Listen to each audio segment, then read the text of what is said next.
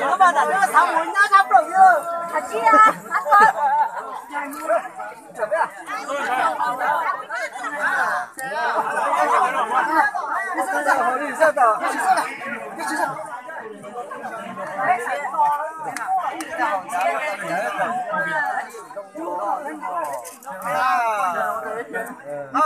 Cái nhà hai mươi nhỏ tốt từ nào á? Mà cái gì tốt từ món mà ăn chén mà nó. Vừa nói giờ cô tự nhiên là một chuyện này.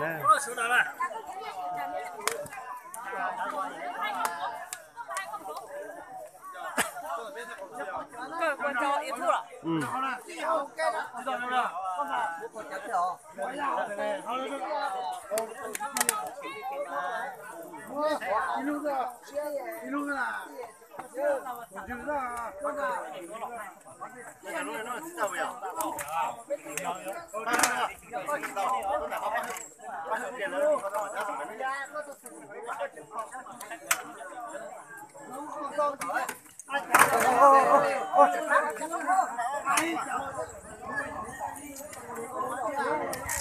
Bố không phải con đâu nào thế nhỉ?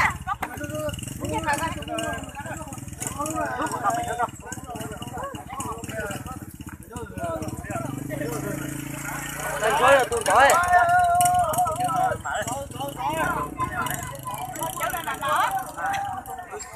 Tụi này này. Xin nó lấy phá tọt một lần nữa đó.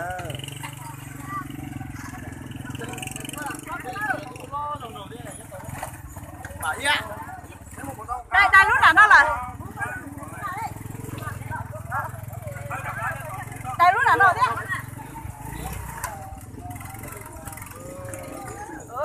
Tao mua sao chưa tập ăn chưa?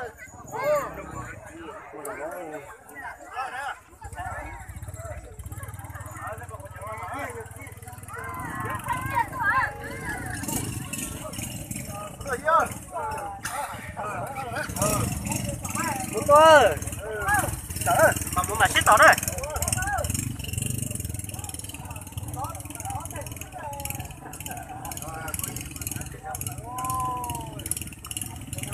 Không mua mà. Cái nước sao đó? Chúng ta chờ. Có thể chưa? Chúng ta chờ chứ.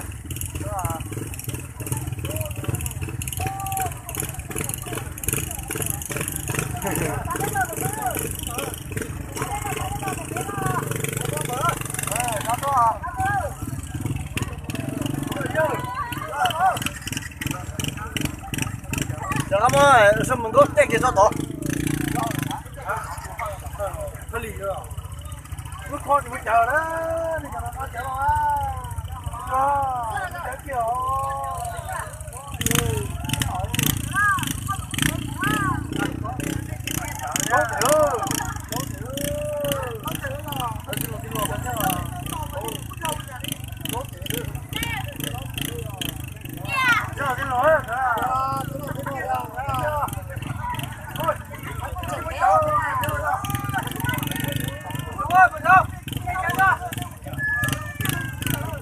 Chả lớn một chế chứ.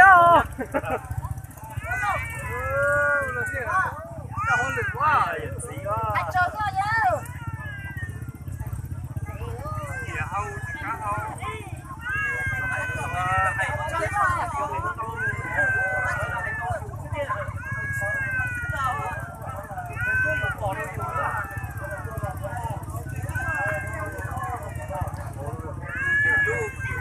Thấy mấy gì có thâu rồi. Cái kêu đấy còn chờ đấy. Chó à. Tao kêu ta còn là ta không có người nữa. Ta còn tờ. Những gì mà gạo nó bé mà.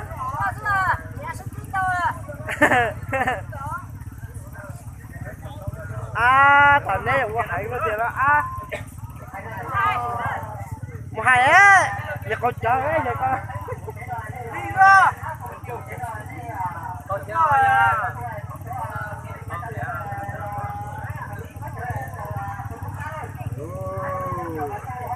Họ chơi cho một đêm nữa.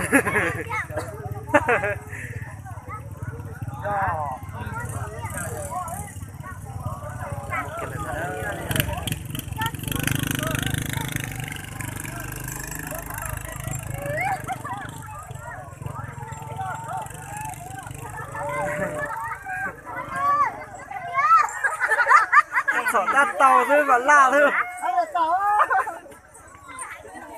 Thế là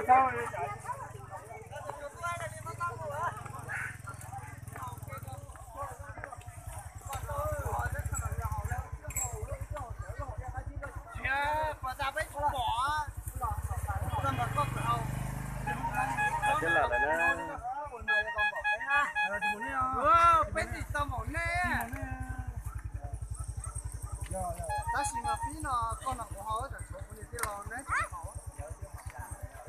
đó họ chỉ trả chẳng muốn đó thôi để ở nào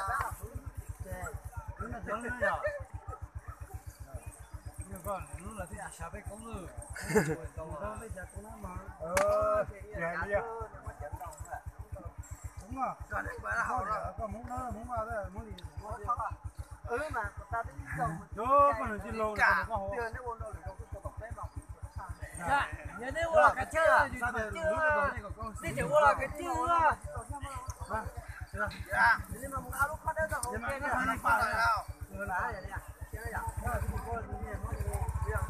nhưng mà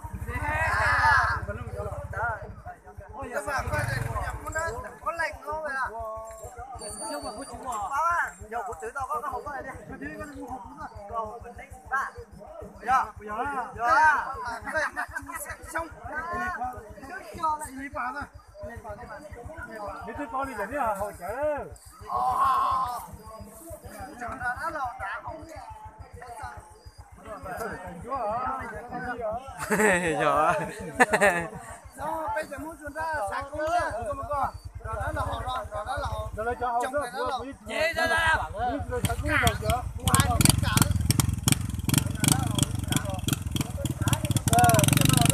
Một tôi.